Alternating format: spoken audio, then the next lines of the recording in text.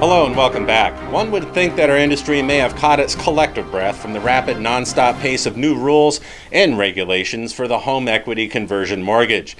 Such hopes were bolstered with the February announcement of President Trump's executive order, which would curb future federal regulations. However, it appears that HUD's final rules will in fact be implemented this fall. What do such changes hold in store for the reverse mortgage industry? Welcome to the Industry Leader Update. I'm Shannon Hicks. Today's episode is brought to you by ePath Digital, providing real-time leads for today's reverse mortgage professional. Now, perhaps it is fitting that HUD's final HECM rules will arrive just days before the fall season officially begins. That is September 19th. The rollout will come in 3 phases: self-implementation, changes to the Single-Family Housing Policy Handbook, and then future mortgagee letters. During the National Reverse Mortgage Lenders Association's annual meeting last week in New York City, the association's president and CEO, Peter Bell, expressed their comfort on the direction of the upcoming rule changes for the HECM. Now, those changes are welcomed actually by industry participants, and those welcome changes include the ability to include seller concessions and H4P transactions, the authority for the FHA commissioner to allow the use of a HECM line of credit to pay down unsecured debts so they can meet the financial assessment's residual income guidelines, and also the requirement to include a third-party contact to help mitigate tax and insurance defaults. Those changes do reflect the silver lining in FHA's authority under the 2013 Reverse Mortgage Stabilization Act to enact changes quickly outside the prolonged rulemaking process. More controversial proposed HECM changes still loom on the horizon. Karen Hill, Senior Policy Advisor for HUD's Office of Single-Family Housing, outlined HUD's decision to postpone the more contentious HECM rules. Those include the required HECM counseling prior to an H4P borrower signing a purchase contract, lowering the lifetime and annual interest rate caps on the adjustable rate HECM, and the inclusion of utilities as property charges under the financial assessment.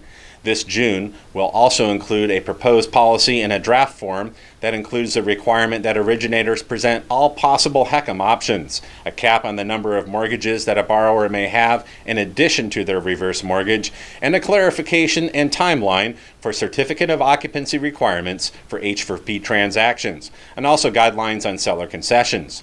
The ongoing pace of change to the HECM program will require both flexibility from the sales force and strategic implementation by lenders. Will such changes create more demand for private reverse mortgage products outside the confines of federal guidelines? Now, what are your thoughts? How do you see these upcoming rule changes impacting the HECM marketplace? Please share your comments below, and also please submit your ideas for future episodes here by emailing us at info@reversefocus.com. As always, thanks again for watching, and have a great week. Hi everybody, welcome to the Lead Minute. I'm Bill Baskin, CEO of ePath Digital.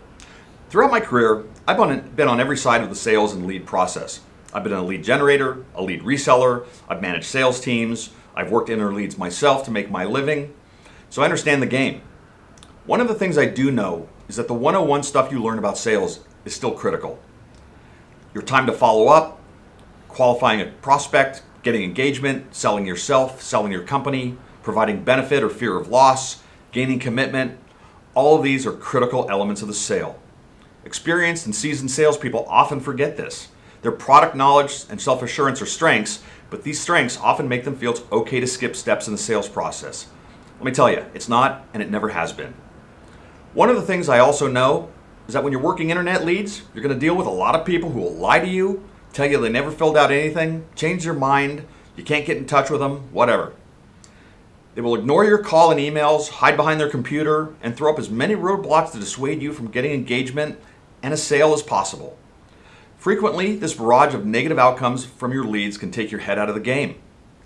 When you look around your sales floor and find that coworker who is consistently on top of the sales board and wonder if he's getting the Glengarry leads, you can rest assured he's not. The difference between him and you is he understands it's a numbers game, and he won't let so-called bad leads take him off his game. Persistence and a lot of pressing a prospect to take a few minutes with you when you get them on the phone will pay dividends. This may be news for you, but bulletin people do not like to be sold stuff. The difference between an order taker and a salesman is the salesman goes to work when the prospect says no. Ask yourself, who's controlling the conversation? If it's not you, then you lose. One of the most important aspects is a salesperson's mindset. Keeping a positive attitude while facing those 100 calls a day, which may yield nothing, is critical. The common mistake is that salespeople will focus on bad leads instead of the good ones, giving them the false belief that the leads are not good. Let's get real for a second. People play around on the internet.